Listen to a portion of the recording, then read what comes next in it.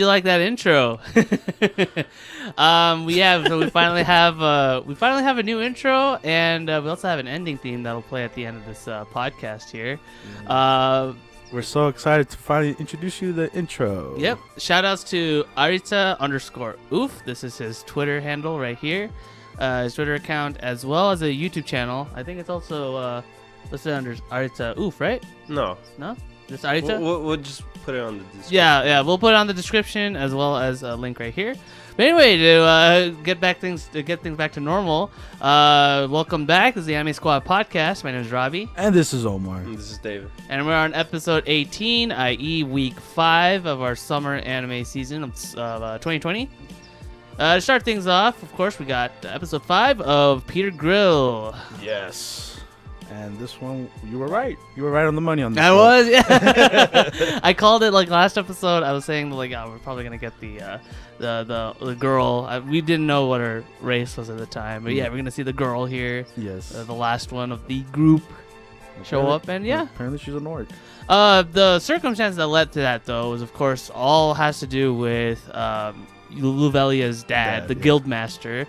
He creates a plan to basically get Peter to cut off the engagement and the wedding and everything, by basically trying to get a marriage proposal with the orcs, the orc lord, with one of his servants. Yeah. He makes some excuse like this is to like hold our alliance together. Yeah. Like, come on, Peter, we have to do this. Yeah. It's so weird, like the circumstance what Peter has to do. Mm-hmm. It's basically like, hey, go on a date with her. Yeah. Show her around town. You'll love it. And of course, he has the whole ideas to kind of like what she looks like and everything. And it turns out it's like, oh, she's actually human looking. Yeah, because at first he was like, oh, I hope she's not ugly like this orc bodyguard is right here. Yeah. But then, she turns out, she looks like a normal, like, she looks like more like a dark elf. Yeah. But then, she has like 4 ears. Yeah, that's the thing, because she has like elf ears, I guess. It's like pointing out of her head, her temple, and then you have the big pig ears. Yeah. The top of her head. Yeah, other than that, she's pretty cute, Yeah, like, got the curvaceous body going on. She's shy, she doesn't think she's worthy. She thinks she's hideous because she looks like a human. She doesn't fit the traditional orc mold. Yeah, she's half blood. Yeah, a mudblood. Yeah. Oh, and my favorite part is her name. Her name is Piglet. Oh yeah, I forgot about that. Yeah. Yeah, and overall, like, Peter takes her around to stroll. They get jumped by these 3 goons that were actually what are they? They were commissioned by the guild master, right? Yeah, they'll like try to punk on Peter for a bit, and it was like there for like 5 seconds. Yeah, it was negligible, but it made Piglet like be like, oh, he's pretty cool. Yeah. The guild master's just trying to get them in trouble. Mm-hmm. Or trying to get them to love each other. Yeah, so they get the marriage off. Pretty much. And it was basic episode today. Oh yeah. Just like introduced to Piglet, and then what's the circumstance? The Piglet. The Piglet. That's her name. It is. Not the Piglet, Not though. the Piglet. Oh, I'm sorry, Piglet. How rude. How rude, man. The Omar. All right, now I see it. Okay, I'm sorry. But yeah, so then we lead off into the guildmaster arranging a bed for both Peter and Piglet. And at first, Peter's like, okay, I just gotta endure one night, just to not have anything weird going on. But Piglet is more than willing to give her body to Peter. Yeah, because I think they drugged her. They drugged her? Yeah, because I don't know if you saw it. It was like a quick shot of like the Orc King. He had his water. Oh, yeah, he was just kind of like stirring it around. Yeah. So I think that's why she's like all that, because she understand Peter's reasoning. He was like, oh, we don't have to be together. It's cool. Yeah. But then obviously she's drugged. She's like, oh no, what am I gonna do now? Whoa, what hijinks? That was episode 5 of Peter Grill. It was a great introduction episode to the new girl, Yeah. That was We'll not see much what they do going from on. there. And no love making. No, No, not yet, not yet. not this episode. But it's gonna happen. Yeah, we're just waiting for that moment. God. All right. And then moving on to our next episode, we got episode 5 of Deca-Dence. Deca-Dence. So we get more of this whole major event going on. The final battle. The Gadol Nest. Yeah, the final battle of the Gadol Nest that is totally not scripted, but it actually very much is. Natsume joins the charge into the nest, and they find this weird, I'm going to say it, mid-boss looking dude that's got a whole bunch of creatures called prehensile tail. Gadols. The Gadols. Gadol, yeah, Gadol. When we encountered this creature, I just want to call him Predator. 'Cause Yeah. He basically pulled Predator moves on Or us. spider, or monkey, or spider monkey, or predator monkey. Yeah, because he's not huge or anything, but he's like very stealthy. Yeah, he's very intelligent too. Yeah, he knows what he's doing. Yeah, very much so. He's like super close to being like sentient. Yeah, because like once like at first they hinted like a group went in before Natsume's group, and like they were all getting wiped out.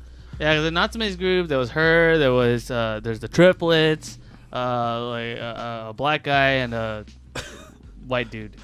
I just say Natsume's group. Yeah, Natsume's group. With the triplets, which when they encounter them themselves, they also find trouble fighting the Predator Gadol, and it was not looking too hot. And then obviously Natsume being the MC, she's like, "I got this, fam." She jumps in there, barging without thinking with a plan, and then doesn't die because the oldest triplet sister sacrifices her.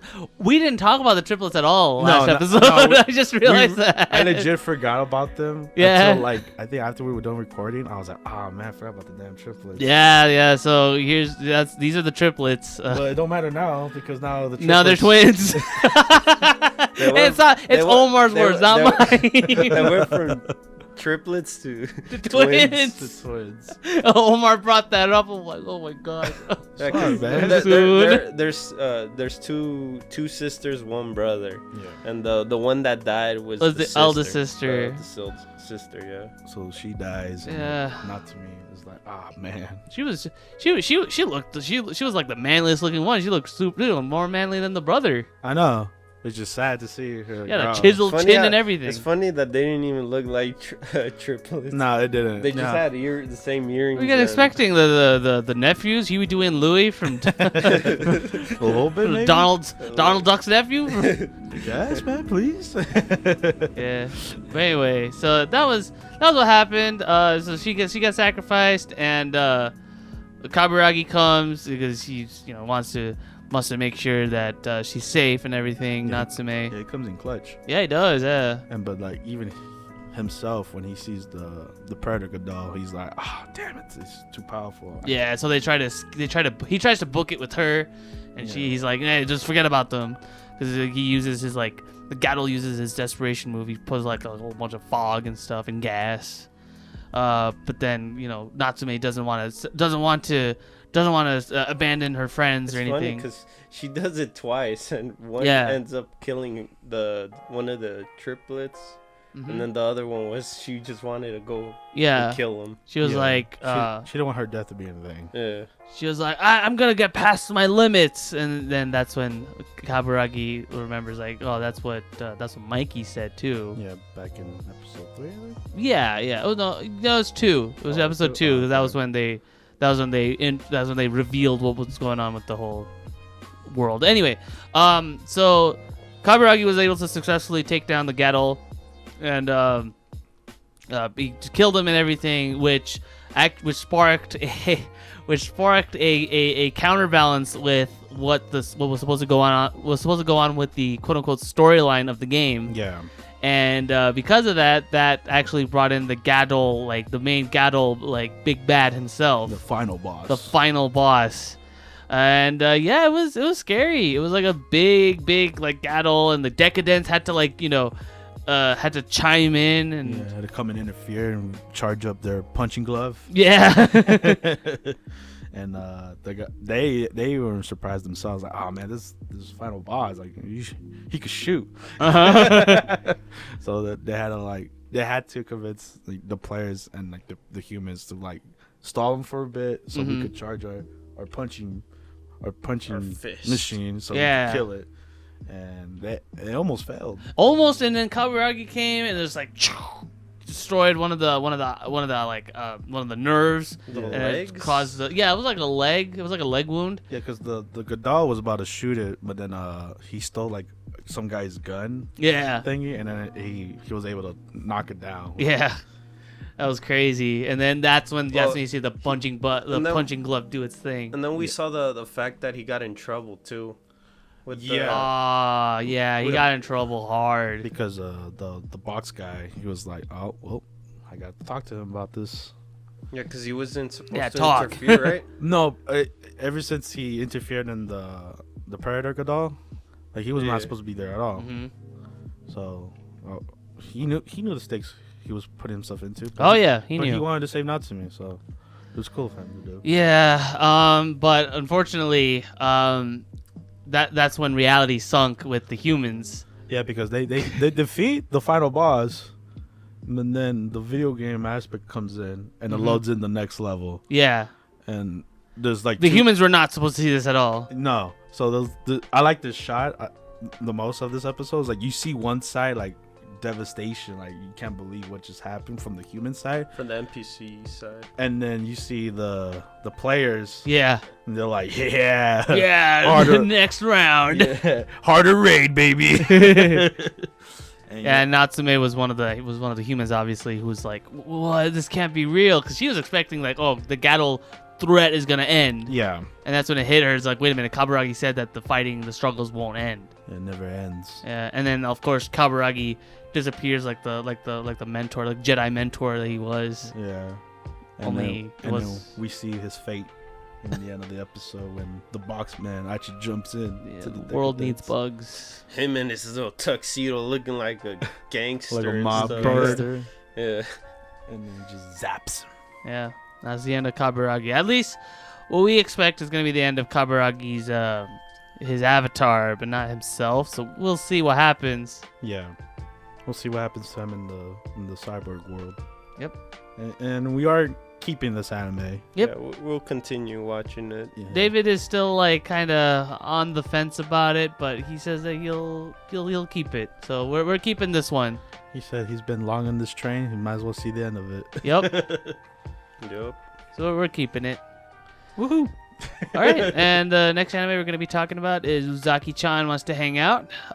This one is by far this is my favorite. It's Omar's favorite. I think it's my favorite too, because this one had a lot going for it. Yeah. It starts off with summer starting up and everything, so everybody's like in their summer clothes and all that.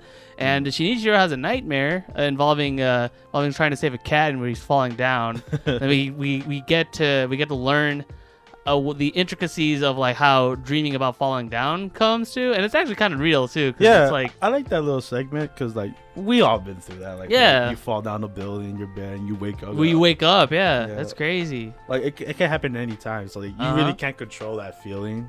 Yeah, but like when you do it, like everyone has that same reaction. Like, oh man, I felt that. Like I woke up and like, oh damn, it felt too real. I know, yeah. And then they're also talking about like Uzaki was like walking down the steps, and then it was like, hey, they also have that thing where like you have a fear of falling downstairs and everything. Oh, gotta watch out. Phobias. Yeah, and then, that's a weird phobia to have, but sure, why not? Yeah, we're on the topic. Man. Yeah. Do you have that phobia? No, man, I don't have that phobia. Like, there's some weird phobias out there. Like, afraid of water. Afraid of darkness? I think that one's more common, in my opinion. Really? Yeah, afraid of the dark? I guess. Like, okay, when you're a kid, you're always afraid of the dark. Yeah, like Pajama Sam. He was afraid of the dark. Pajama Sam? The Pajama Sam, the little like preschool game thing. Oh. Continue with the story. Anyway, so we get introduced to Shinichiro's friend, Sack. Yes. He has a full name. I'll put it right here, but he literally calls himself Sack, so that's his name, Sack. It's his boy, I guess. It's his boy, yeah. They went to college together and stuff, and then Sak's popular with the ladies, but Shinichiro, whenever he comes in, he has those mean eyes, and that's when they're like scared off the ladies. Get away from them. I just think, you know what, you should just put some shades on, you know, like I feel like every other aspect about him is like desirable. Just cover his eyes, and then there you go. I mean, he's a damn swim athlete. Yeah, and you know he's not that bad looking. You see his tone too. So it's like, like, it works. It's just his eyes. That's totally beef. Yeah, and then you see Sak, and Sak's like, hey, you know, it's like, well, you should probably get yourself a girlfriend, man. You're wasting your life. I hate people who waste their lives. It's funny how he got to that conclusion because our main guy, he was just talking about his everyday life, like what he does, and he was just tired of hearing him. Yeah. Talking about boring stuff like playing video games, going to his job. Hey, but then everything changes when Uzaki comes in, and Uzaki's like, hey, you know, you can't believe you have a friend. Oh my god. I thought it was just a fluke. Yeah. And Sak. Oh, and then my favorite part is like when Ami comes in, and then she's like, hey, that's my territory. You can't just like come up here and barge in here and just be blunt about that. You gotta have some tact. You know, you gotta. What are you doing? What are you doing? You're ruining this atmosphere. Like she's appreciating the art of both of them just being together.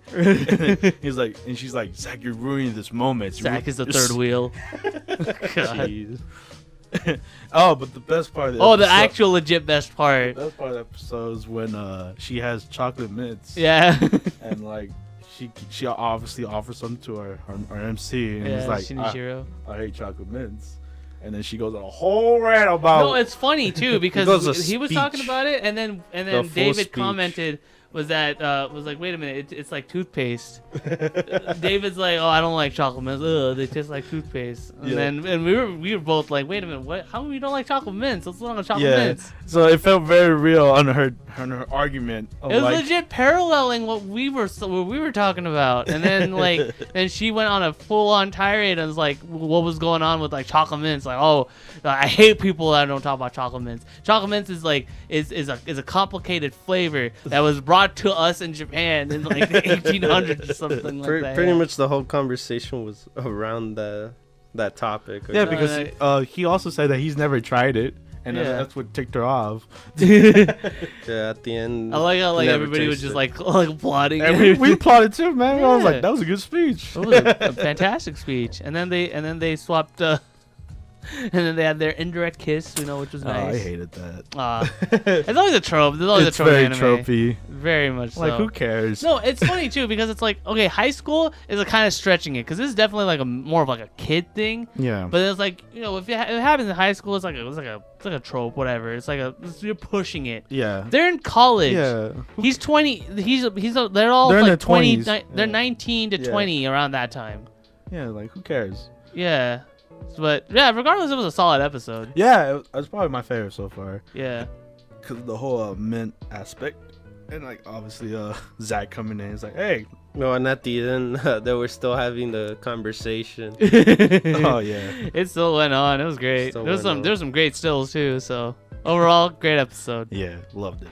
All right. And now moving on, we're going to episode 6 of Appare-Ranman. Yes, and I have to apologize about the last podcast. It is a pre-race. It is indeed a pre-race, yeah. But it was a pre-race with stakes in it and such. It was just 10,000. Yeah, it was 10,000. Still a lot. Especially for the early 20th century, that's a whole lot. Yeah, bro. Give me 10,000 right now. Convert that. There you go. There's a conversion. That's what 1900 money is compared to what it is now. But anyway, So the race itself was really cool. We got to see a lot of like crazy maneuvers. One involving a train, and then another one. Yeah, they were all involving trains.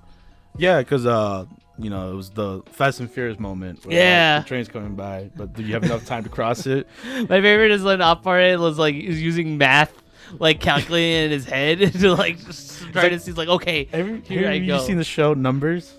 Yeah, I think I know what you mean. Yeah, it's like he calculates all the numbers and equations to like get to that situation. That's what I was thinking of that old lady meme where it's like she's just like using math in her head. I thought he was just gonna jump over it, but he literally just went around the train. Yeah. He estimated like when the chain would get to that point. I think that's probably what cost him the race. With spoiler alert, he loses the race. Yeah, badly. Yeah. But we also talk about like Leo, how he was in the lead, but he didn't take that. He didn't take that risk. Not like the other two. It ended up with and the race ended with TJ? Dylan winning. No, Dylan winning, and then TJ was second, and then so on and so forth.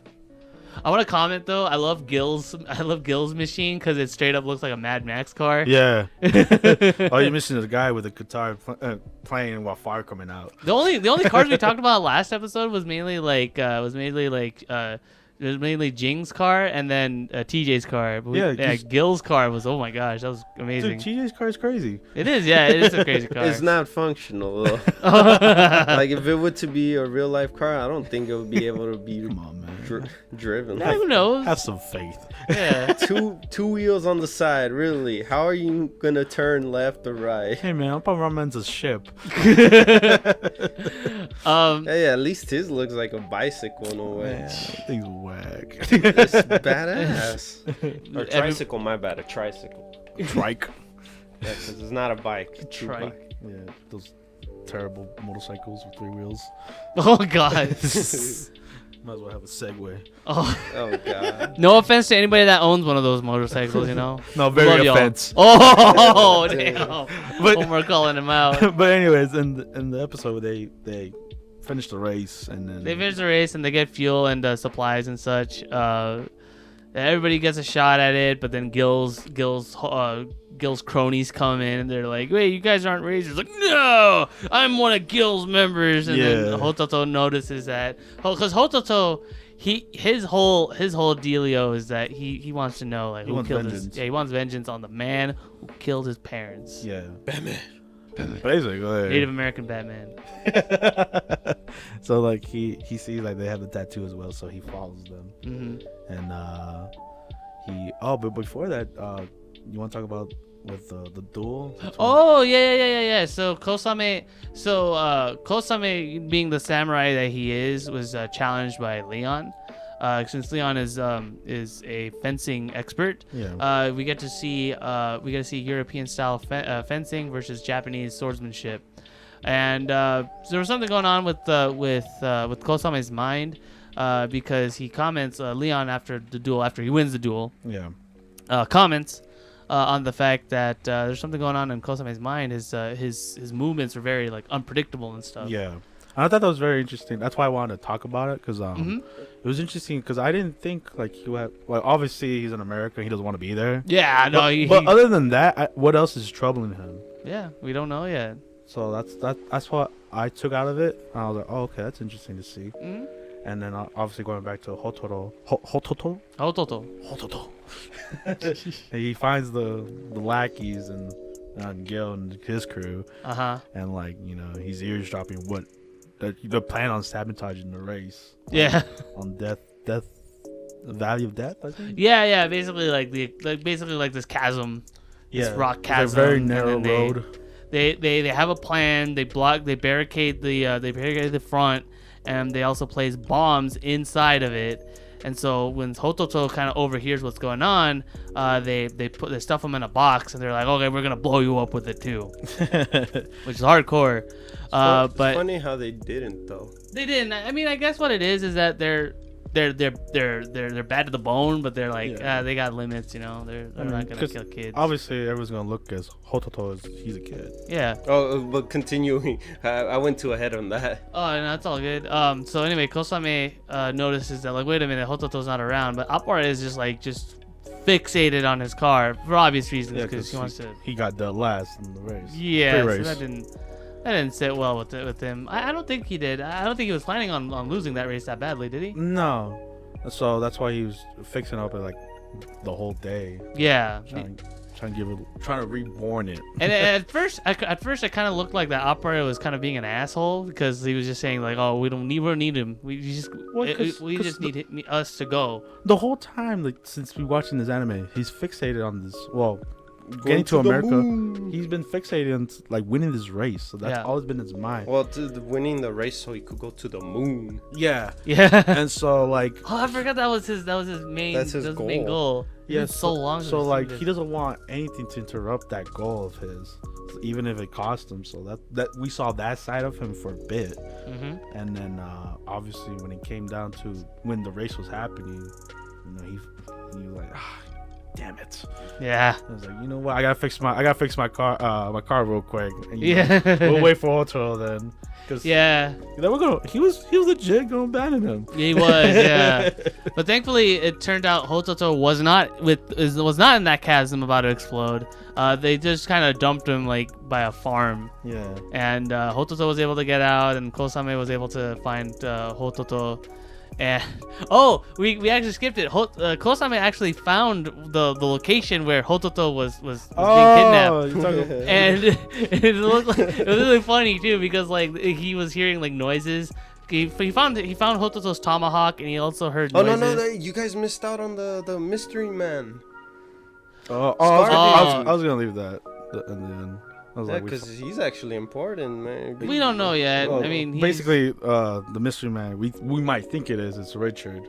Yeah. Because the way he acts to everybody, like, very friendly and stuff. Very friendly, so he's definitely the one that we think is the assassin. Yeah. Yeah. Plus, he has that look. I don't know. That's why I guess. He got the scar from failed assassination. Yeah, because it'll never happen again. Because he was talking to Kosame, right? Yeah. And then I guess probably Kosame told him like which direction. Because also in the pre-race, like he swerved on them. That's what made Ranman Appare. Yeah, go was last basically. Yeah. He swerved off. I did not know that. Yeah. But yeah, but right before he legit found Hototo, his suspicion was that Gil and the crew had something to do with it. So they go in. So he investigates the area, even though they were all pissed. It's like, hey, don't look around our area. And he hears a noise coming from the box that Gil was sitting on, and he opens it. It turns out it's not Hototo. I'm gonna shoot you. I'm gonna blast your brains right here.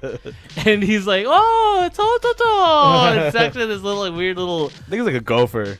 Timon. I thought it was a ferret. Timon. No, not a ferret. I don't know, but like basically that's Hototo. That's him. I've been looking for you. So eventually like a crazy person. Yeah, and eventually when he does find Hototo, and Hototo and Kosame like actually board Appare's car, the little ferret comes out and he's like, "Oh, so Hototo, this is new Hototo." so I just like to call him Hoto 2. Yeah, the good one. So he's Hoto 2, and then you have Hototo. Yep. Yeah. And that was it. That was the end of it. Well, then we find out the races are blocked. The races blocked. Yeah, the plan that Gil and crew were trying to do is going just as planned, but Hototo knows the plan. Yeah, so and not the ferret, the little kid. So we'll see what they come up with to solve that. So this was a big episode because they had 4 people now. Yes. Anyway, that's our crew. All right, and the next episode of anime we're going to be talking about is episode 5 of God of High School. Oh, man. So we finally get... Oh, this is hype. Woo! Yeah. God. Yeah, so this one's more hype. I had to do it, man. We find out that Omar was right, because actually out of the podcast, when we finished recording, we were actually kind of thinking like, wait, did Han's friend actually die? It turned out he didn't. I felt like you were the only one that thought he died. I was probably the only one that thought he died, because I heard him flatline, so I legit thought he died. But it turns out he lived. Yeah, he lived. He lived for a bit so longer.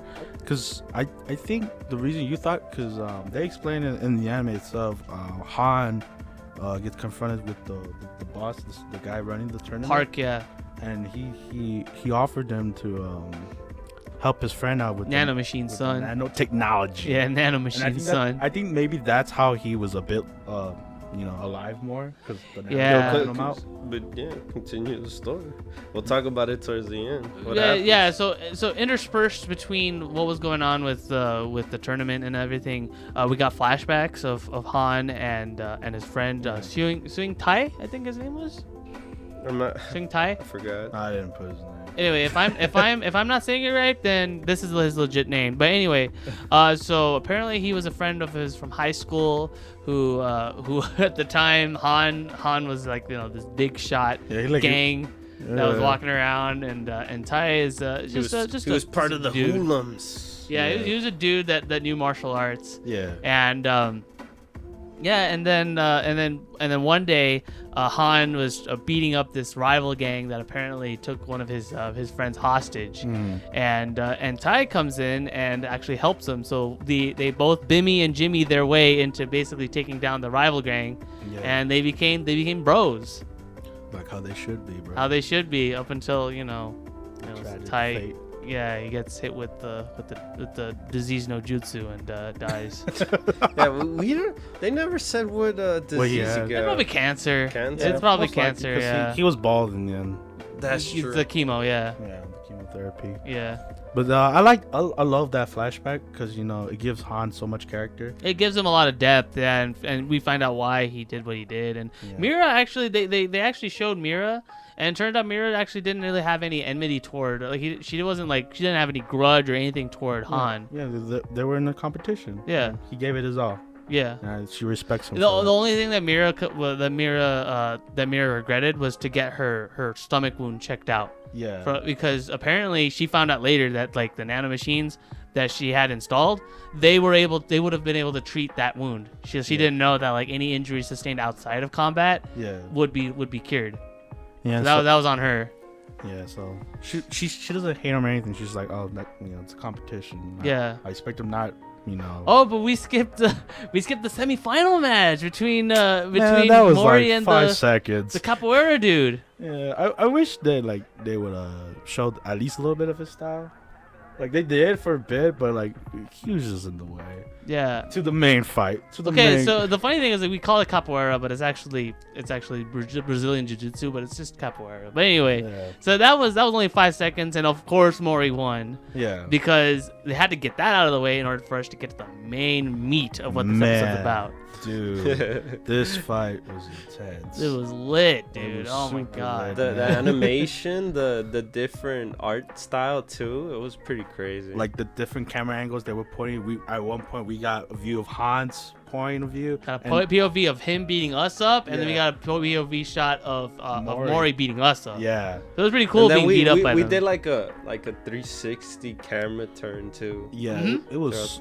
You could tell so much love was put into animation, to the fight scenes itself, and how much movement we could see. There was no cut to black and then just punches just happening. Yeah. There's no off screen I beat them up kind of thing. They do that when it's not important, but when the real fight happens in the tournament, we see everything. Yeah. And it's so cool, obviously Mori does his famous, I think now, his trademark triple kick. His triple kick. You got Mario, you got his triple jump.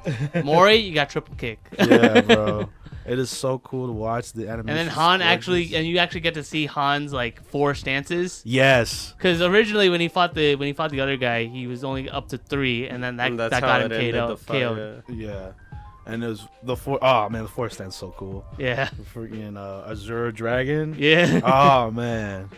And then you would think Han had it in the bag since Mori fell. But then, obviously our guy. The way around, it turns out Han didn't believe in friendship. So Mori got to beat the friendship into him. It's we were never friends to begin with. I was like, damn. I was like, whew. That got to me. There was 2 main interferences too. One was funny. When Park told Hans hey, your friend died. I know he could have just waited to the end of the match, but no, because if a man has nothing, that's when you get to see the true man. That's very true though. If what he's fighting for is gone, what is there to fight for? Mm-hmm. So it does show his true colors. Yeah, but then he gets that back. Yeah. When Mira comes in and gives Han the note. The note that his friend left. Jin was pretty funny throughout the second time where they stopped. The announcer was funny too. The announcer just trying to give him the yellow penalty card. Nope, don't do it. Don't. Yeah, it was very comedic. But then of course the fight resumed, and we get this beautiful like watercolor painting style. And I think I remember, Omar, you said that it looks straight up like it came from like the Street Fighter 4 opening. Yes, because like you know when they do the shadow focus. Yeah, the focus attacks. Yeah. Yes, that's what it reminded me so badly. And when it was stuck in my head the whole time after that, watching that fight, I felt so much like they were Ryu and Ken. Yeah. The whole time they were fighting at that point. Yeah. Because like at the end of like once the big blows, they were throwing each other, trading and everything. Oh my gosh! And then finally, our boy, our MC Mori, he wins. He wins, yeah, and so he gets to move. That concludes the preliminary fight. Yes, we get to go to the real tournament. It was cool how it was like he gives him his hand, like, "Hey man, yeah, it's okay." It's cool because when Han gets up, he sees his friend, the friend that passed away, and then replaces it with his new friend. And it's very beautiful to see, like, all that story being told within the fight. Yeah. So I really appreciate this whole episode. Yes, it's probably like the best episode so far. Absolutely. Like if all fights are like that, I can't wait for more. And like, but apparently one person didn't agree with that. One person didn't agree with that. This dude, the long hair bodyguard man, said, "Oh, this is all Soul had to offer? Oh, boring." There's always that one guy not satisfied. Always, yeah. Like, what more do you want? Like, what more? Because I skipped it. Mori does his final blow, the reverse black dragon or something like that, and like it blows like half the stage. Yeah. Like, what more do you want? A good third of the stage is just like blown off. Yeah. You get like a whole DBZ moment right there. His whole ribs were pretty destroyed there. Yeah. That's what I think, man. That's what I love about this anime is like you could be able to like blow off like just like destroy ribs and like break all that bones. brain damage. But hey, these nano machines got your bag. Hey, at least it's more better. It's kind of like in Black Panther, vibranium solves everything. Yeah. Hey, man, or Metal Gear Rising, where legit have nano machines. The nano machines. Yeah.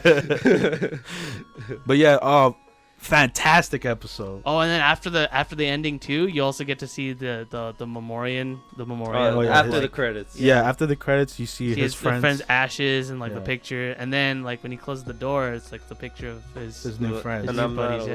Yeah. Mira and Mori. So his friend could, really rest in peace that he's not alone.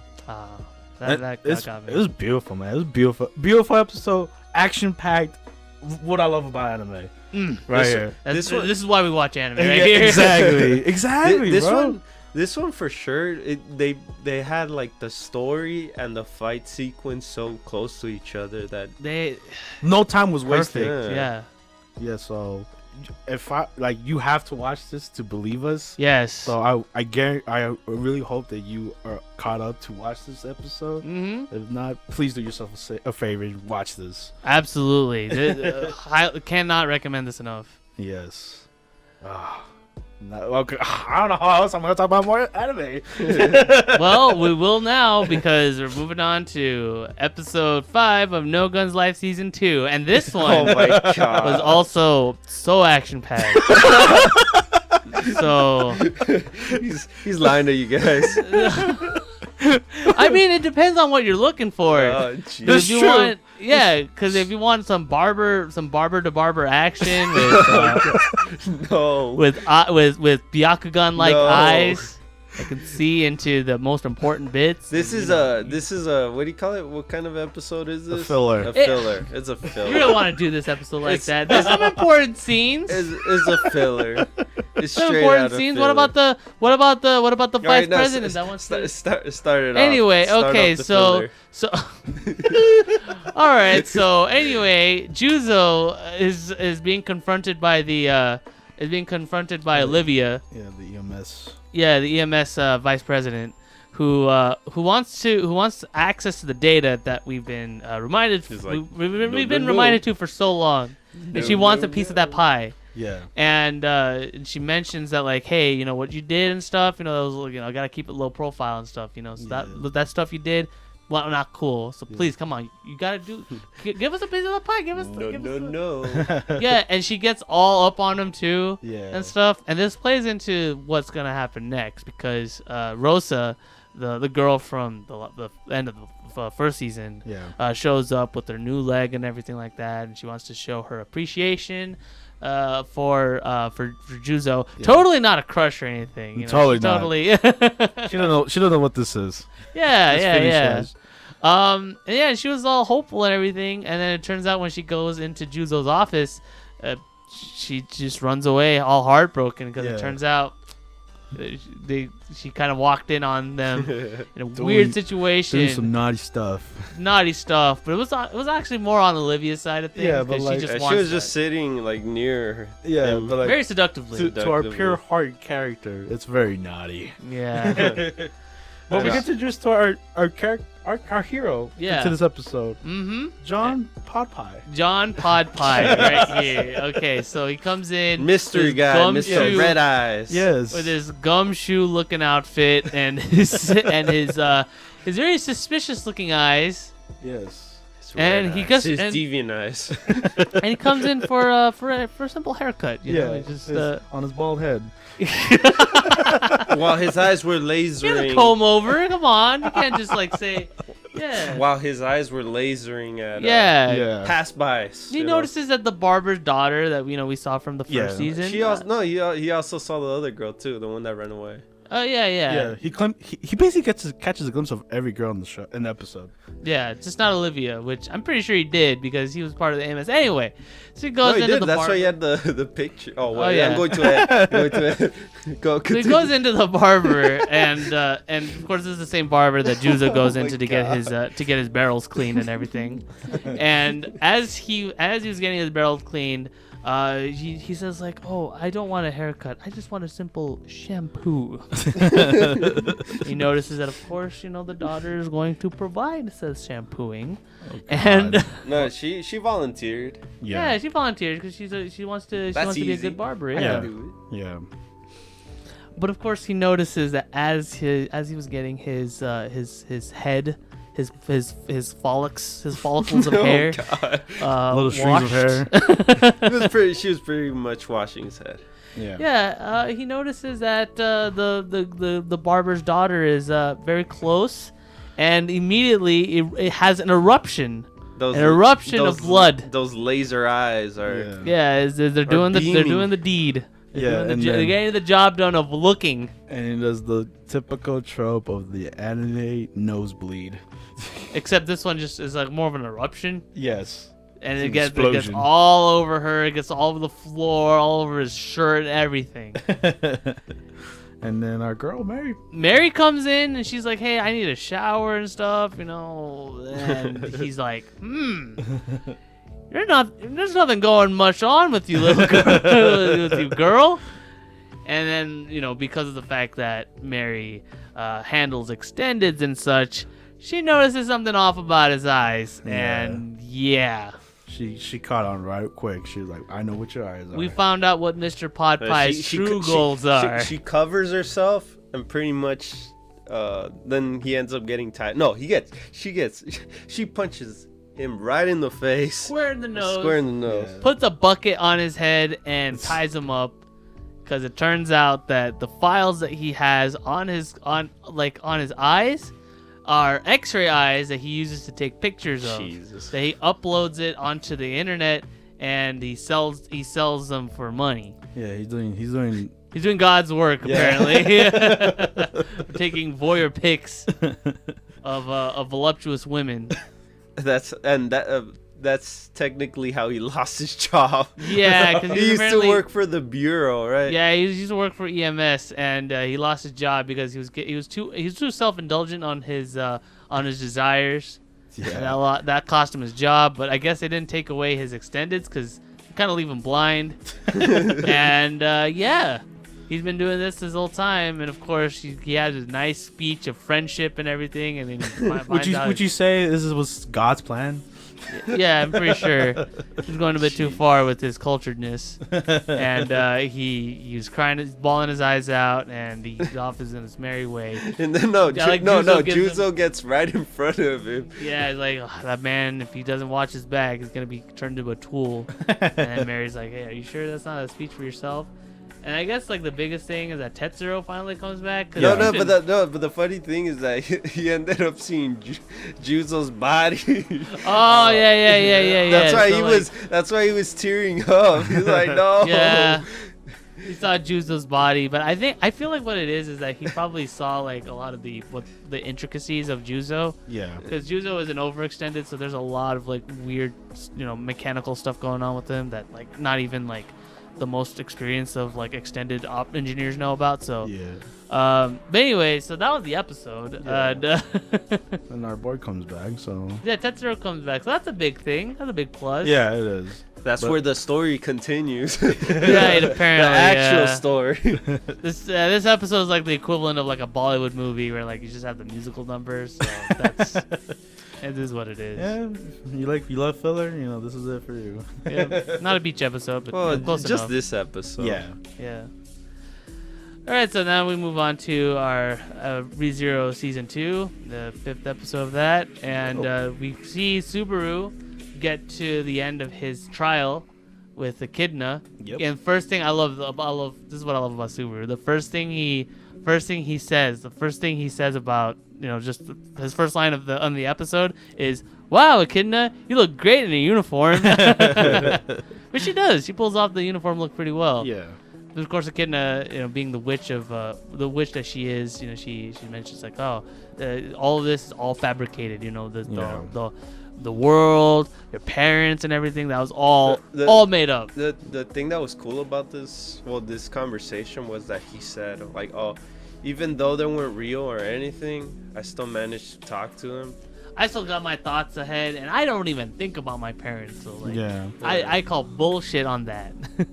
Yeah, it's like it gives them closure. Yeah. To his parents and stuff like that. That's why he thanks her. Mm-hmm. I like though when Echidna is like talking to him, and she mentions like, "Oh, I even teared up when you were talking to your dad." I was like, "Oh." I started laughing, but yeah, I was the only one laughing in the room. Yeah. I thought it was funny. Yeah, but then after Subaru kind of gets all that out of the way and everything, he finally comes back to the real world. But unfortunately, Emilia's kind of going through the same thing, and it's not turning out as smoothly for her as it was for Subaru.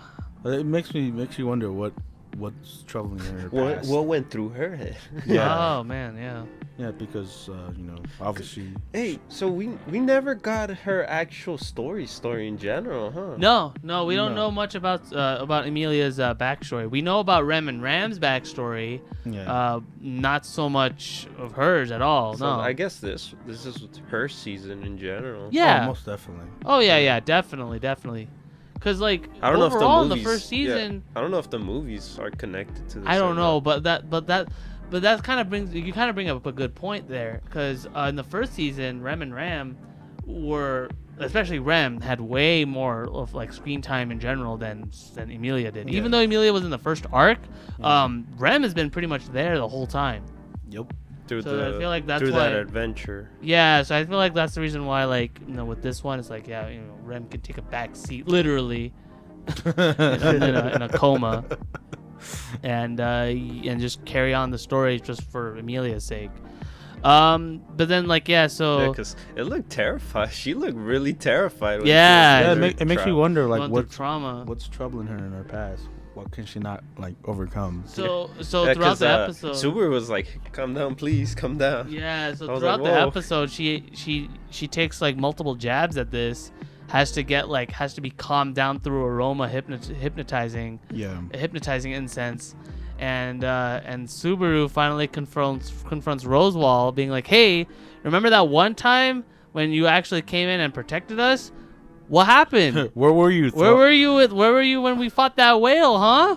What happened when the other like greed members, when the other cult members came? Yeah. You weren't there at all." And he's like, "Oh, I believe in you. I've always believed in you." We're partners in crime, bro. I'm Jackie and you're Chris Tucker. You had this. Yeah. That's basically what Roswell was trying to say. Cause Bonnie and Clyde? Yeah, Bonnie and Clyde. Yeah. And he was like, I knew you had this under control. I knew it all along. I knew all these events that were going to unfold. And yeah. I keep saying it. He might be the bad guy. Ram. So question, was Ram always this unlikable? Yes. Yeah. Yeah. It was like Ram. Ram was not. In the beginning, yeah. Oh, they yeah, were in the both beginning. the same. Yeah, they were both the same. That's why they legit, like, you know, when they first were introduced, they both, like, you know, had the famous pose. Yeah. But yeah, then Ram progressed, but then Ram didn't do jack. Well, because Ram always was always with Roswell. Yeah. Including that adventure. Her only memorable, like, I think Roswell sent Ram with Subaru, right? Yeah, and if I remember correctly, like in the season 1, I think Roswell did something to Ram, like with her horn, because she still has the horn, doesn't she? No, she doesn't. No. Ram doesn't. Rem does. Yeah. I wonder what happened with Ram. Like, what happened with her backstory now that Ram apparently doesn't exist anymore? How did that affect Ram?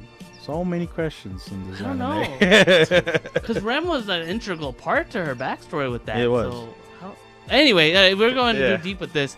So after like a couple failed attempts with Emilia trying to get through her trial, the Subaru decides. So they discuss about how most of the villagers apparently don't want to leave this sanctuary, this village, or anything like that. Yeah. And then they decide, let's just evacuate everybody away from this place and just try to escape while Emilia does her trial. And then Garfield has a speech with, has a bit of a talk with Subaru, and mentioning how Emilia. Did you ever ask her if she wanted to do this? And I liked how he brought that up. Yeah. Because you think Subaru would think the same thing, but he doesn't. The thing is that Subaru believes in her. It's kind of obvious that Subaru has an inferiority complex. He doesn't ever think that, you know, I'm of equal footing with like anybody. Yeah. He always puts people way above himself, and so I feel like the problem with himself. Yeah. No. That's the problem. That's what he thinks. Yeah. He thinks that he's way below everybody else. Yeah. So the problem here is that that's Emilia, what I meant. He feels weak. Exactly. Yeah. He puts Emilia so high up in a pedestal that like he doesn't really consider to like, you know, think like, hey, how is Emilia the person, rather than like, oh, Emilia is my savior. That was the main issue in the mid part of season 1. Yeah. That's also how he thought about Ram, right? No. Yeah, in a way, it's kind of complicated with Rem. It was just more so that like, you know, she was a friend, and like, I don't know, like Subaru. The problem with Subaru is that he kind of has his relationships and stuff all over the place. Yeah, because his only stitch was that, the only way I could be goofy. No, be helpful for you guys is whenever one of you guys die, I kill myself so I could reset. Yeah. That was the only thing I got from him. That's the only thing he. That was his drive. Yeah. Was that I have to die in order for. But like, you would think that with Subaru, like now, like maturing and like growing as a character, he would put 2 and 2. Like, if I could come over this trial, I should take over Emilia's spot and pass this trial. I feel like that's probably what it's end up going to lead into. You think? Maybe. No, especially. I think she's gonna keep trying as much as she can. Yeah. I mean, the thing is that from what I understand, this is everybody has their own trial. Like Emilia, I don't, because it's the thought of Emilia that helped him, but like for the most part, it was Subaru himself that overcame his own trial. Yeah. But then again, I feel like that varies from person to person, because Emilia has been alive for way longer, from what I can tell. Yeah. Because she's a half elf, so my assumption is that she's been around for way longer. But anyway, so after that, the sunset happens, and then he goes back to the mansion, and I thought something gruesome was gonna happen, or something gruesome had happened. Yeah, because he finds it strange that where are the maids? Yeah. Stuff. So he runs, and then where's Rem? And then he started running towards Rem's room. And he trips, and it turns out he trips over what looked like guts, and like intestines and stuff. And then when he looked at where the intestines lead into, it was him. It was his own intestines he tripped over. And it turns out a special friend reappears from season 1. Yes. Elsa, the disemboweler. Yup. Yeah. She makes a return, finally. Yeah, after so many years. I actually completely forgot about her because of Petal Juice. Yeah, really. Like, she only shows up like the first two. First 3 episodes. First 5, no. No. The first batch of episodes, literally right before Rem and Ram were introduced. Yeah. Ram and Oswald, or Roswald. So it's good to see what has she been doing, or like what's she. We haven't. What's she been up to? We haven't catch up. Yeah. It's just her appearance. We didn't get anything from her yet. Yeah. We just. She's an assassin. Yeah. So we just see her there, and he passes out. She's ReZero Semiramis. Yes. I'm so glad you brought that up. So, yeah. Thank you. Anyway, so that was the episode. So we'll see what happens. Yeah, how he comes back, because he's dead here. So we'll see where hopefully he more from. answer. I wonder how back are we going. I'm gonna guess like probably before the last trial, maybe. Like, I don't know. After his trial. After his trial. Oh no, yeah, when he woke up, right? Yeah. Yeah. It would be kind of weird for him to do that again. We'll see. We'll see. All right, so now we move on to episode 6 of Fire Force season 2. They start off with the pillar of ice that was made from fighting that demon infernal. Yes. And we get a continuation of the quote-unquote Charon fight, which is not really a fight anymore at this point, because it's basically all closure too. It's just closure. This arc. So the biggest reveal, I guess, they were pretty much killing time, the enemy, right? Yeah. Yeah.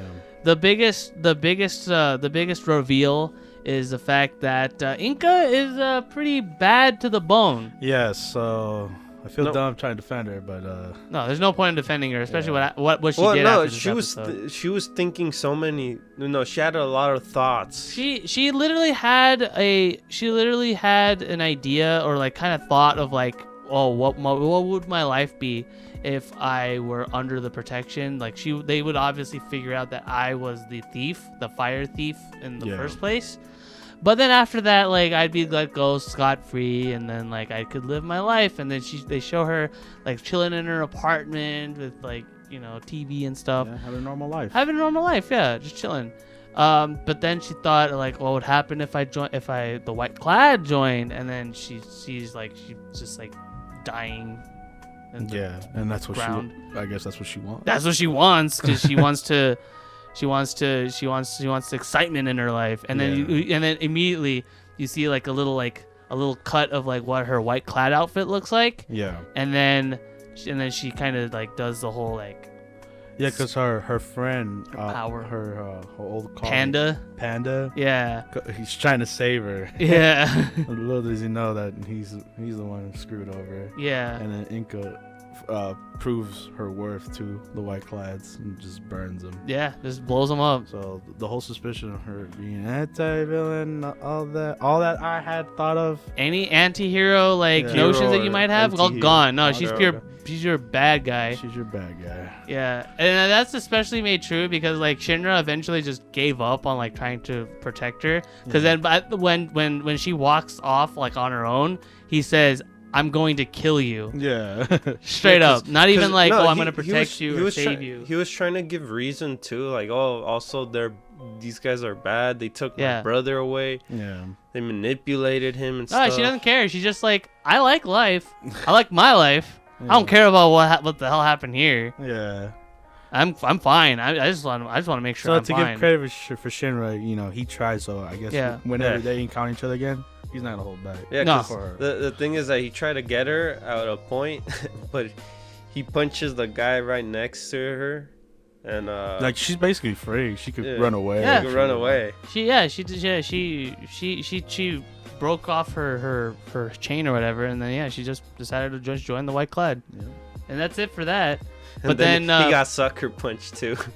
Yeah, but then we cut to the next. Then we cut to what happened after, where Shinra talks about how the White Clad. Yeah, he failed. Like the White Clad now has the 5th pillar, and so they decided, okay, so they try to break down. They're like, okay, so there's 8 pillars total. And with Arthur, she just ran away. They all withdrawn, so it's kind of a given that like because they already have what they need. Yeah, I mean, if you think about it, how many times have the White Clad like attacked, and they just withdrew? There wasn't really like any the White Clad never really lost any like key members other than like. Yeah, they have in the I think the end of the first season. They lost a couple members. They did, yeah. Like the Mace guy and like that. That's not stopping them though. They're just gonna. The Archer girl lost too. They kind of dropped, but she's still there. Well, imagine if like the White Clad is just like, hey, you know what? We're losing too many members. Can you guys like? We're just gonna like stop, okay? This is a bit much. You guys are winning, man. It's not fair. You got like a whole bunch of pillars and stuff. You guys are still kicking our butts. But anyway, so they decided to assess. Okay, like so how many Adela Burst users are there? So we have Shinra, we have Shinra's brother Sho, we have Haumea, and we have now Inka. So that's 4 members so far. Who's so they're trying to. Again? The crazy girl. With the crown and crown covering her eyes. Oh, she's a pillar. Yeah, she's a pillar. She's a pillar. Just making sure. She's a pillar. Yeah, I'm surprised Karen isn't. Karen's cool. Yeah, he's cool as hell. But yeah, so those. Yeah, I know. So those are the 4 pillars, and then they decided, hey, so if we want to find our other pillars, we must go to China. Yeah, go explore there because no one knows what's over there. Yeah, apparently we can find our next pillar. Yep. So pillar hunting is, I guess, kind of similar to like Dragon Ball hunting now. Because they legit said that like if these 8 pillars were to be formed again, then the great I don't think they get a wish. They get a. They get a nice helpful dose of cataclysm. Yep. The whole world gets destroyed. And it's funny, like they showed what happened when the cataclysm happened. Like the world shrank. Yeah. It's pretty much lava and just little islands of just tiny little islands at the end. Yeah, right? like the world we know was gone. Yeah. And like it was basically Evangelion. Want that? I don't know. I don't know, man. It's like the same concept in Pokemon 3rd generation. Like, I want to get Kyogre for more water. I want to get Groudon for more land. Yeah. Like you think about these plots, like they're so dumb. Like, why would you want that? The villain's like, I don't know, man. The true route is Rayquaza, though. Oh yeah, most def. He's the real hero. Yeah. But yeah, so then Shinra, Tamaki, Arthur, Juggernaut, and the two guys from the 4th division. 4th division. And they also the captain. And the captain for the 4th. Okay. Mr. Whistle. Mr. Whistle Man. No, that's right. The two guys. Oh no, he's not a captain though. They made him captain. They made him captain, yeah. Because he trained all of them apparently. That's true, yeah. So anyway, so they go on the ship and they go off on an adventure. Yeah. Find the One Piece. The next arc. No. Find One Piece. I like how every time we think pillar. about boats and sailing, no, it's whatever like One Piece. you think about ocean, you always say One Piece, right? How can I not think about One Piece? It's the best-selling manga of all time. Jeez. It's funny though. I love when you do that. But if I think about video games, of course I'm gonna make Mario comparisons. Anyway, so yeah, that was the episode of Fire Force. It's a nice closure episode. Again, finally we get to get closure for that scene because that was like 4 episodes. Yeah. So we're finally moving on from one arc to basically the next. Yeah. Which is like the Chinese. Yeah. So that's pretty cool. Chinese Peninsula. Yeah, we'll see what happens to them there. Yep. All right, the next episode of anime. We're moving on from our season 2s. We're gonna move on to our Netflix animes. And first one we're gonna talk about is, of course, Japan Sinks 2020. Yes. Episode 4. So we found out Go didn't die. Yeah. Which I mean, it's kind of we kind of saw. It was obvious. He got hit him in the pocket. Yeah. And it turns out it actually hit his fanny pack. It turned out his game system. His game system legit saved him. Yep. At the cost of his game system, of course. But then, I'm amazed that arrow didn't go like more through. Yeah, more through. That's true. I don't know what else caught it. Like, I guess the back of the system. Yeah, maybe. But then, obviously, our attacker reveals himself, and it's an old man. It's an old man that is an expert of the longbow. The owner of the shop. The convenience store. Yeah.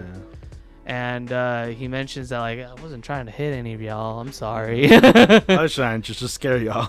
Yeah, I didn't mean to hit you guys. I'm so sorry. He was just running. But so, yeah. Well, he wasn't like a nice guy. He was a grouchy old man. Yeah. But in a nice way, I guess. because he knew he shot a kid, and he was like, damn, I didn't want to shoot a damn kid. Yeah. So like to make it up for him, he was like, I'll fix your PS Vita. I'll fix your Leapfrog console. Or your Switch Vita. Switch Vita looking type. And he actually fixed it. I was surprised as hell. He was like, oh, if it's handmade, I could fix it. Yeah. So the group decides. So he offers like, hey, there's a storm going on.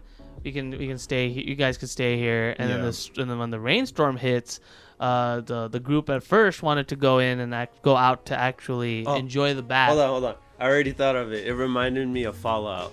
The raining scene thing, the acid, the nuclear thing. Mm-hmm. It got to me now. So when we find out, I think Kite tells him like, don't go out there because if the acidity levels are way too high because of all the gas and stuff going on. Radiation. Yeah, so it turns out that it was literally acid rain. Yeah. So do not go outside. Stay inside and just ride it out. Yeah. And then the next morning they go visit the old man and go visit the gravestone. And it's funny too because since Go, did we mention that Go speaks a lot of English? Yeah. No. Well, I try to avoid it. Like we never mentioned a lot about it, but this is important. This is important because we get revealed to kind of the whole shtick with the old man. Yeah. And the old man does not like foreigners. Nah.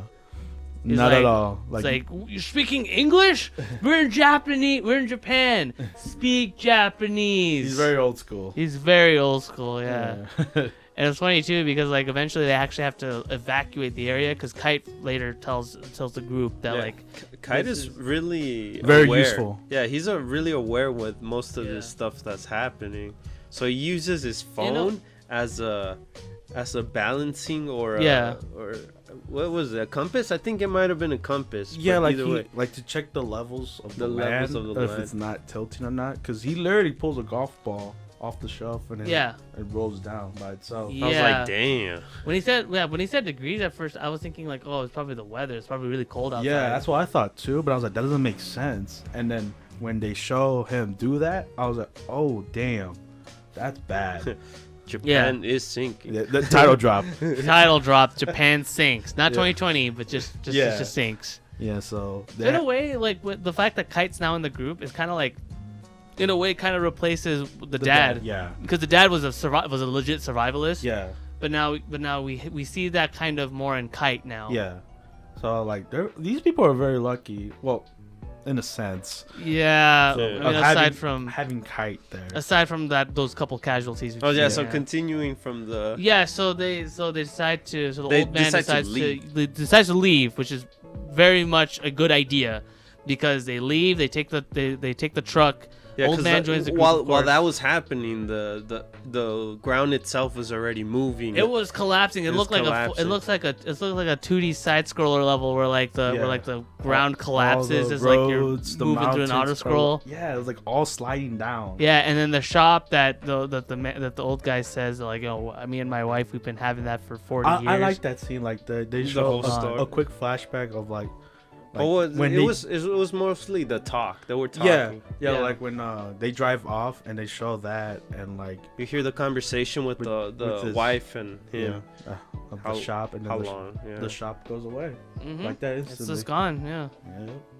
Yeah. So later on, we noticed that on the road itself, there was big changes. He was looking at the map, but at that point, the map was already off. The map was useless. It was useless. Yeah. So he just chucks it out of the map out of the thing. Yep. Yeah. And at that point, they were just going by whatever roads that's open, and pretty much went off on their own, I guess. Off the beaten path, and then that's when we get introduced to Daniel.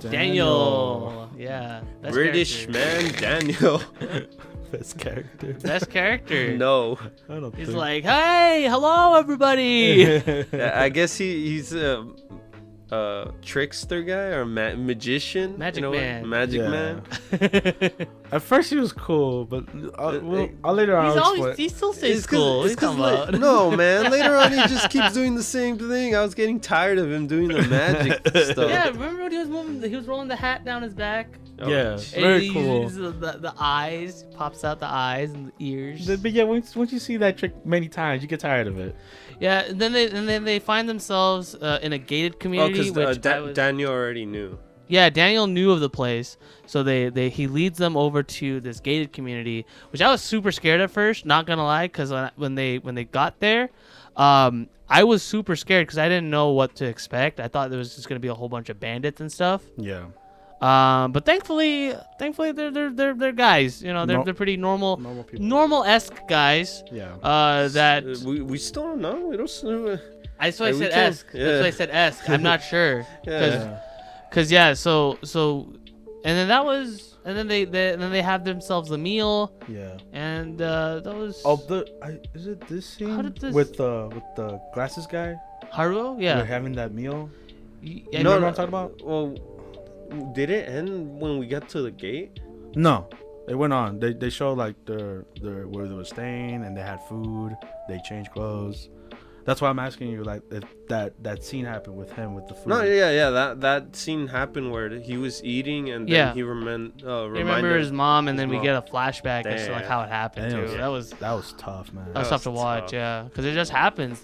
It house happens just right in collapses. front of him too. Yeah. So he And sees his mom It's die. like it's so real, like, you know, when these characters, like, they've been on the road, they've been on the run. Yeah, for so now long. we see the reason why he was really depressed. Like he Yeah. was literally down, and I mean, once he had that taste of the food, Yeah. that's when he just Yeah, man. busted out crying and started eating.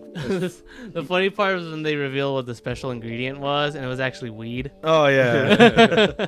Because apparently the camp that that these survivors have been like kind of held camp in or have made home of, or is actually like a marijuana field. Yeah, which is very interesting. Yeah. And so there's a lot of narcotics into their food, Yes. and it's interesting outcomes. I like how the mom is completely cool with it. Yeah, she has to. Yeah, Mari was like completely cool with it, and she was like, yeah. All right, Well, was she doesn't have a choice. that the end? That was the end. Yeah. After the whole him having the food, and they were in the tent. I think what it was that The this didn't tent. end in like a dramatic kind of No, it ended moment. pretty peacefully this episode. Thankfully, yeah. But for me it was just weird. I felt really strange that. Oh this no, could no! be- It ended when they showed the mother, Yes. the quote unquote mother, and like she has like a whole bunch of tattoos on her Yeah, back and like stuff. The leader of the group, I guess. Yeah, so she was the leader of this cult. Oh yeah, we saw the lady that was stretching and Yeah. Yeah. doing some. Yeah. She's Pretty she's an important character, as far All as right. I know. But anyway, so then we cut to the next episode, episode 5, where more time is spent with the cult, and that's kind of like where my question is kind of like at is that if I feel like they've been with this cult for a while, For a couple of days now. for a right? couple. I don't know if it was a I couple think days. it I is. don't know. It's a couple. It's days. weird. couple It's days. weird when you think about it though, because every time we've been with this group, something bad happens, right? Yeah. So like you're expecting the worst to happen, but nothing's happening yet. Like there's no. That's why it's weird. Yeah. There's no 'Cause earthquake. There's no acid rain. Nothing's happening. The only thing that happens is a little shake, and that's No. mainly when when we also I noticed that they took away the weapons from the old man. Yeah. Yeah, they took away his The bow old and man did arrows. not want to be part of this cult thing, Yeah. so he stayed apart and he stayed on his car. Literally, the only thing he wanted was just to stay in his car and to have Kite bring him his meds, his morphine. Yeah. That he knew that they had. Yeah. And but yeah, we introduced the mother, and apparently she could talk to the dad. Yeah. Yeah, she specifically picks random people from the cult, Yeah. and then hopefully they have something. Oh, and then the child also. She has to have like a spiritual connection with her kid. Yeah. That's like all dressed in white and stuff. Was it her kid? I don't know. Wait, well, the thing is that it's implied that it's her kid, but Yeah. they never ever specifically state if that's her kid or Because not. later on, Yeah. Later I on, wanna it talk about explains. that. Yeah. It Yeah, explains why we think that. we get an Yeah. explanation, and then also another one is the fact that Ayumu is trying to help this vegetable or this Was that paralyzed man. Was that before or after? the party thing.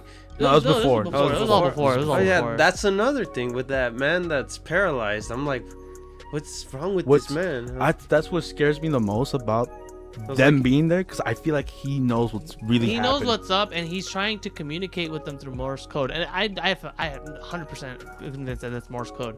But the problem is that Ayumu doesn't know it's Morse code. She's just thinking that who would it's know though? Yeah. Well, Go. Yeah. Go would know. You don't know if I mean, you don't know if that guy is like, like flickering his eyes or something. Yeah. You don't know. Maybe something's wrong with them. Sure.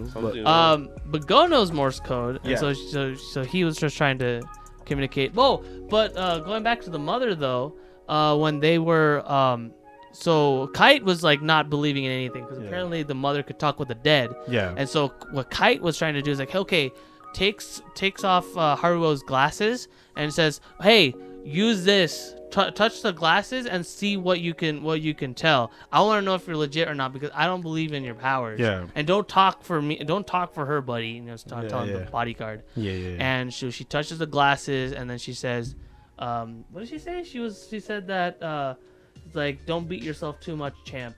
I think something like that. Something along those lines. Like something that Nanami would actually say. Yeah. Because it turns out there was because it was actually Nanami, the night before she died. That where she took the asshole's glasses and then gave it to Haruo, and then Haruo broke into tears. Which, man, that got me. She didn't need to die the way she did. No, man. but it was realistic, man. Like you don't know. But exactly. And then that's when they were like, hey, maybe she knows her stuff. You know, maybe this whole spiritual stuff isn't just total bull crap. But then we get to... That's when they get to the party. Yeah. A weird party. The weekend party. Yes, the weekend party. Yeah. Where I feel like everyone's smoking the reefer. Yep. Everybody's smoking the reef. They're taking the cocaine. They're having a fun, grand old time. What earthquake? Yeah, what earthquake? And then you see Go like busting out the Street Fighter and stuff. Yeah, it's really strange. Wow, this kid is playing video games on the big screen, and then there's a group over here plowing each other. I found it really strange. I was like, what the hell's happening?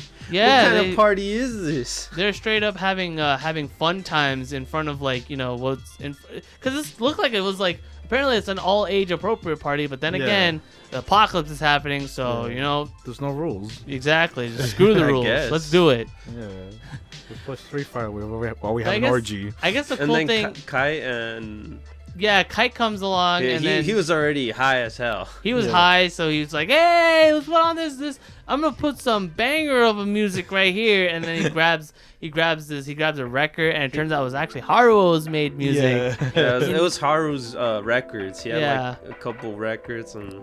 He put Haru in it was funny because like he brought up changed. He brought up Haruo. He's like, hey, come on. Yeah. This is the artist. This is the artist. And he screams like, ah!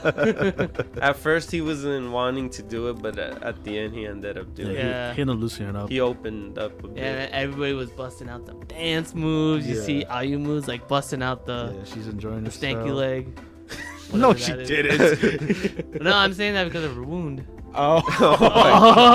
Yeah, during the episode we also saw her wound getting worse, I guess. Yeah. Predictions, I feel like she's gonna get the whole gangrene and having to cut it off. I don't think so. You don't think so? I hope not. I hope not too, but like I feel like it's just a tell, Yeah. She gets that leg cut from that first episode, and it just like she never gets it treated because That's true. I wonder why the mom didn't notice. She has her high. Yeah, it's not like she wears like full long pants or anything like that. She's wore like flood pants and shorts and stuff. Yeah. So it's kind of weird. Yeah. Oh well, I was getting too ahead. But so pretty much she ended. They started and they were done dancing. I guess she was done dancing, and the guy told her. Yeah, some creep comes and tries to take advantage of her, and then she's able to like defend herself, and then Kite comes like acting really weird. No. Well, she ended up beating him or hitting. She knocked him out. She headbutted his jaw and then that knocked him out. And then he was also high. Yeah, he was high and drunk, so he's probably crossfaded at some point. Yeah. And then And Kite comes, is completely high off his chair, and he's like, "Oh yeah!" That was so funny to see him like that, because he's always the serious one from the group, from what we've seen, and then to him to like we seen him drink. We seen him drink like casually. Yeah, but not like this though. It was funny. That was funny. He's talking about aliens and stuff. Yeah, yeah. It's like, the aliens of the motherland. Oh, and then as the party was going on, Daniel also came in to comfort Mari, and it's kind of what was going on. So apparently there might be a thing going on between her and Daniel, since they're both. So it was just maybe since they're both foreigners. Because I forgot to mention that Mari brought up the fact that her origin, her land of origin is from the Philippines. So that actually makes Ayumu and Go half Filipino, half Japanese. Yep. That was cool. And the old man hated that. Oh yeah, the old man was like, he hated that. Oh, speaking of which, it's funny that the old man hating them, but at the same time helping. Well, he has no choice. Yeah, I mean, it's survival mode. He can be racist if he wants, but it's if it's survival mode, your racism's gotta go. Yeah, there's more. We're trying to get out here alive. Oh yeah. Right now that we're okay. Before we get there, I like the scene with Ayumu and her mother. Yeah. No, that's the Enen. Is it the end? Yeah, that's the end. Oh no, it's second. Oh no, you're right. You're second to the end. Because we're about to finish it right now. So like they finally talk about the dad. Yeah. They finally get to grieve over him, and like the mother explains why. Because previously she's like, don't ask the lady to talk to your dad and stuff. That's childish. Grow up. Yeah. So that's why they separated from each other, and that's why she went to the party, and Yeah. But then in the morning, here comes. No. So when they were doing the grieving thing, I just want to get this out of the way. When they were doing the grieving thing, you actually see the leg again, and that's the reason why I'm getting these thoughts and stuff, because you see the wound, it's going around the leg now, so that's why I'm like. She should get it treated or have somebody look at it or something. Yeah, but I really like they finally grieve over it. That was nice. Grief over the dad.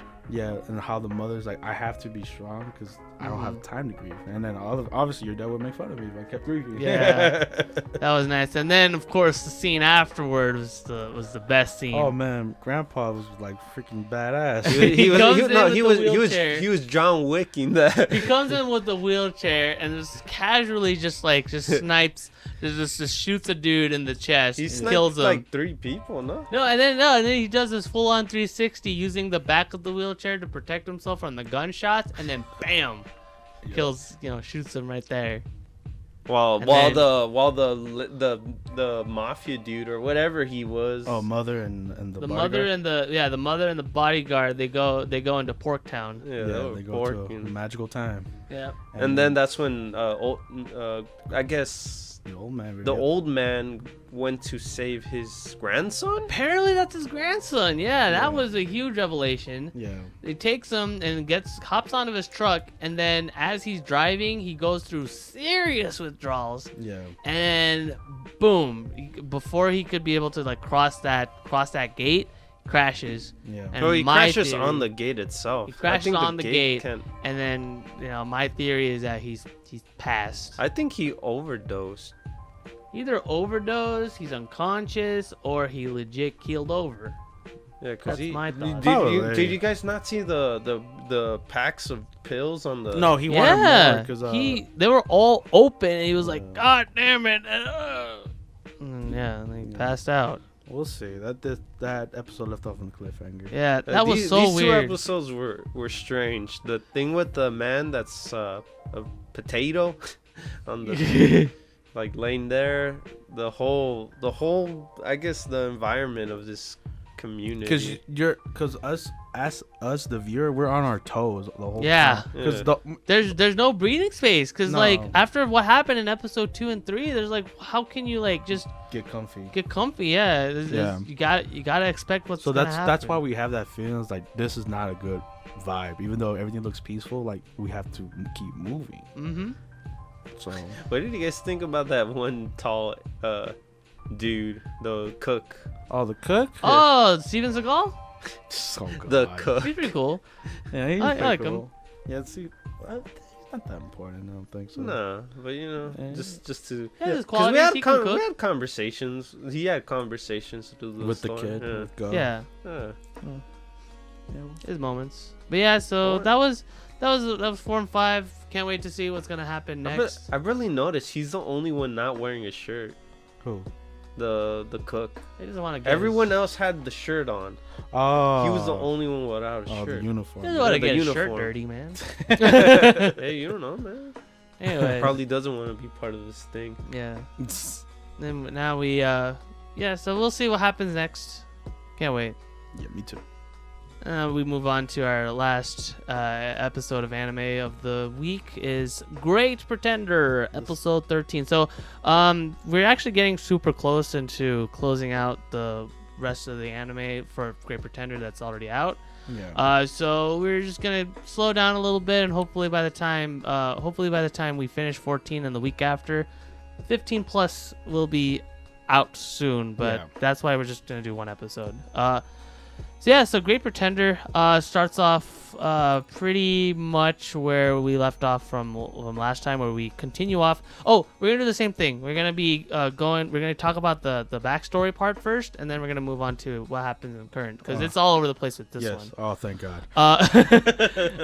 So Thomas decides to accept James's offer in regards to becoming his forgery artist. Yeah. Basically what he's going to do is going to be creating paintings of forgery stuff, and he's going to sell them as if they're originals, so that way they could both profit onto more monies and such. But Cynthia kind of thinks that this is all very, very fishy. At first she was very hesitant. It's like, this is probably not a good idea. Yeah. And as things have progressively gotten more and more shady, she decides, you know what, this is not the way. Yeah. This isn't what you wanted to be. And then Thomas, he invited her to dinner. Says that this is what I wanted to be. You don't understand. Being an artist, being a starving artist that has no money, nothing going on to his name, is not the way to go. I want this. This is the way life should be. And she says, she counter argues, this isn't. You're not truly successful. He can just drop you like that, and then you're just gone. You're just done. And she's like, no. You don't understand. I know I'm not successful. I already know this. I know my place in this world. Like I never sold anything. Yeah, exactly. Yeah. I never sold anything. So you know what? You should just buzz off. And then she drops him just like that. I like when they showed that, like the whole the backstory with Thomas, because he was a struggling artist. He was, yeah. This was his break. I actually like this arc better than the other two, I guess. Because this one actually get me, like, I care about Thomas a lot. Yeah, because he wants to be an artist. Yeah, that this is his dream, and obviously Cynthia loves him for that. And but we know that he's doing the wrong thing. You're not supposed to forge. It's circumstances mostly. Yeah. And then and so after that, some time passes, and then Thomas goes to the museum and then realizes that, like, his paintings, I think, what was it? It was like his paintings were just up on the museum. Well, one of his paintings, one of the forgeries he made, was in the museum. And he sees a kid, like, trying to be an artist, and that got to him, because he realizes that this is what the youth and such are basically buying into my lies. This isn't what I wanted. I don't want, like, future people to look at this and be like, yeah, this is the one. That's when like the real Tom, like, himself, finally realized this is the wrong thing I'm doing. Like, this is not what I wanted to be an artist for. Yeah. So he finally, like, convinced himself to do the right thing and buy all his. No, well, he ran away. He ran away. First off, he ran away, and James was trying to look for him, and then he just realizes, okay, he bailed. Yeah. And then as he goes on, he rents out a dingy apartment and does some odd jobs, and with taking pretty much like loans from, like, mobsters and stuff and gangs, decided to buy back all of his paintings that were out there, so that way they're not out there anymore. And then he swears in his life, like, I'll never be doing this ever again. I'm never gonna like draw art or anything. Yeah. And now here we are, present time. Makoto confronts Thomas about hey, can you be able to forge us a painting again? I got a gig for you. Cause things aren't looking too great. And guess what? Cynthia's involved. And it's regarding Sergio Montoya's art. Yeah. London Snow. Snow in London. Snow in London, yeah. And then he makes. At first, he was not down. He was not down, but he kind of had to get coerced into it because he literally. What happened was that Makoto literally caught Thomas being hassled by the gangs that he took the loans from. Yeah, because he was in the bar, no? Yeah. Yeah. So they both get involved, and he mentions that, like, well, don't worry, we're not only gonna give you the money, we're also gonna give you interest back. Yeah. So you guys are gonna be completely fine with that. Yeah. So Thomas basically has to do it, and because of the fact that, like, Cynthia wants it, and it's funny too. The cool thing about this was the fact that they have dinner again. The same dinner. The same place, and it's the reverse. Because Cynthia, of course, because of all these con jobs that she's been doing, she's super, super well off now. I really love that scene. Like, yeah. Where, like, you see at first it was him and Cynthia. Him being successful. Yeah. And it was funny, too, because during the flashbacks, Thomas actually said, like, oh, I could get the more expensive wine since, this doesn't taste as good. Yeah. And, of course, with it being the reverse, Cynthia's the one that says, hey, if you don't like the wine here, we can get the more expensive stuff. Yeah. Exactly. And then it was a cool touch to see. And of course, because of the fact this is the reversal, Thomas is the one that just says, no, I'm gonna go walk out. I don't want to do this. Yeah, I'm gonna walk out. And yeah, just like in the flashback where Cynthia walked out. Mm-hmm. And of course, takes a little bit more coercion. Makoto comes in with the Farah toffee, which I think now that I think about it, at first he was knocking and he wouldn't budge. He wouldn't budge, but I was just thinking about it with the Farah toffee. Is the Farah toffee? Is that the candy company from that the Farah the lady from the last episode? Was that her company? I don't know. I'm thinking about it because her name is Farah too. So maybe. I think so. You can make a connection with that. Yeah, so that would make sense. The craziest part too is that he still had her paintings. In his room. Yeah. So when he bought back all the paintings and stuff, you also see the original paintings that he made. That he kept. The portraits of Cynthia. Yeah.